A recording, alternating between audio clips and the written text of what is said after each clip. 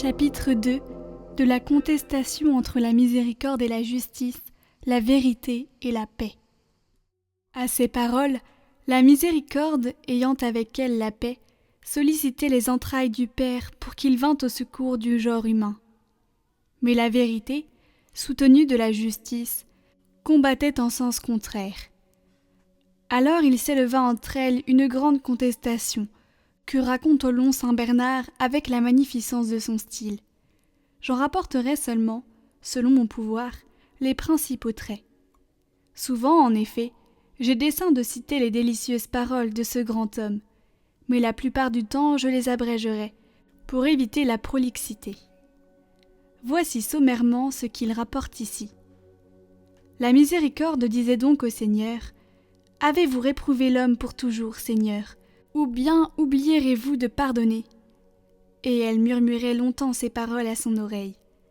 Le Seigneur répondit : « Appelez vos sœurs, qui, vous le voyez, sont disposées à vous contredire, et écoutons-les à leur tour. » Elles furent appelées, et la miséricorde commença. La créature raisonnable a besoin de la compassion divine, parce qu'elle est devenue profondément malheureuse et profondément misérable. Le temps de la pitié est venu, et déjà il est passé. La vérité répondit : « Il faut, Seigneur, accomplir toute la parole que vous avez prononcée. Qu'Adam tout entier meure, avec tout ce qui était en lui, lorsque, dans sa prévarication, il a goûté le fruit défendu. Mais alors, Seigneur, reprit la miséricorde, pourquoi m'avez-vous faite ? La vérité elle-même sait bien que je péris, si vous n'avez pas pitié. Si le prévaricateur échappe à votre sentence, réplique la vérité, votre vérité périt, et elle ne demeure pas éternellement. » La question fut renvoyée au Fils. Devant lui, la vérité et la miséricorde répétèrent leurs paroles, et la vérité ajouta : « Je l'avoue, Seigneur, la miséricorde obéit à un zèle louable, mais elle va contre la justice, puisqu'elle veut épargner le prévaricateur de préférence à sa propre sœur. Et vous, répliqua la miséricorde, vous n'épargnez personne, et vous sévissez contre le prévaricateur avec tant de courroux que vous enveloppez votre sœur elle-même dans cette proscription.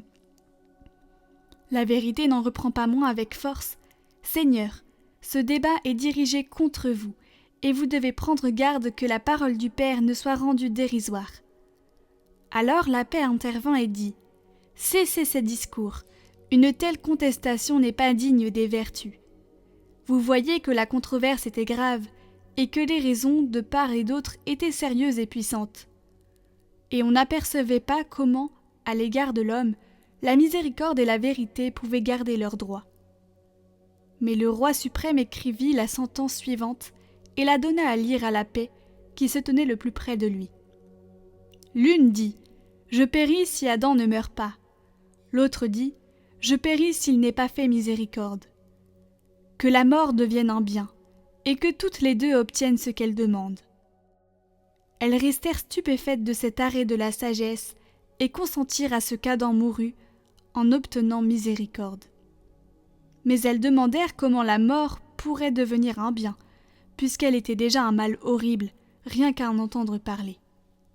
Le roi répond : « La mort des pécheurs est très mauvaise, mais la mort des saints est précieuse, et elle est la porte de la vie.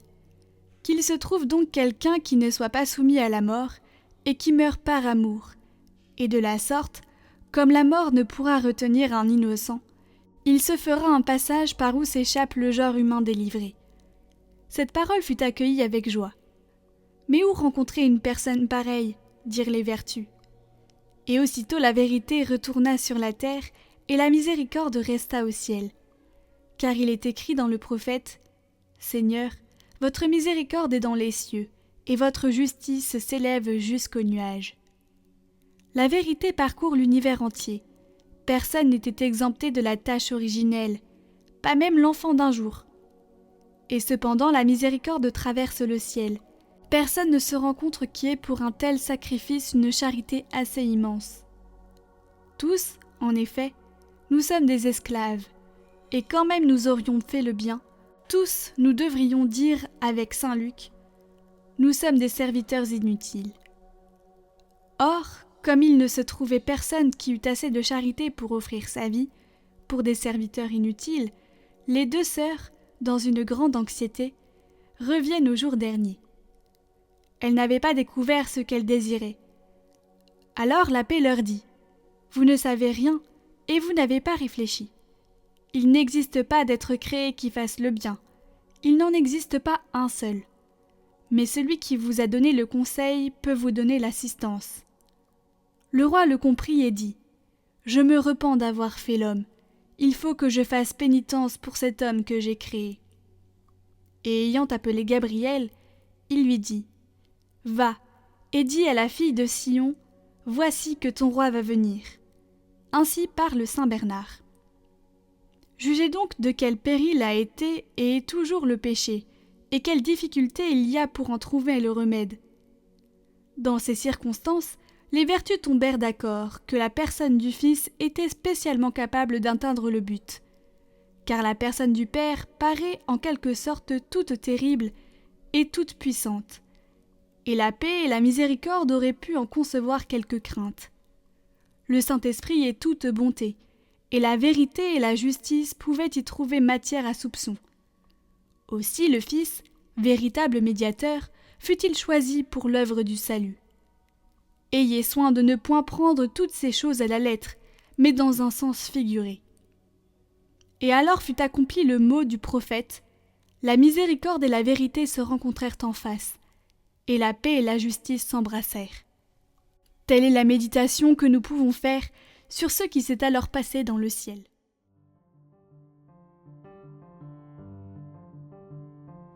Les œuvres visuelles que vous voyez dans ces vidéos sont toutes réalisées pour Catoglade, spécialement pour l'occasion de ce parcours des méditations de la vie du Christ. Une œuvre par chapitre représentant une scène qui sera en vente en édition limitée de 5 à 10 exemplaires numérotés. Vous pouvez les commander sur notre site internet en lien en description. Soutenez la mission Catoglade.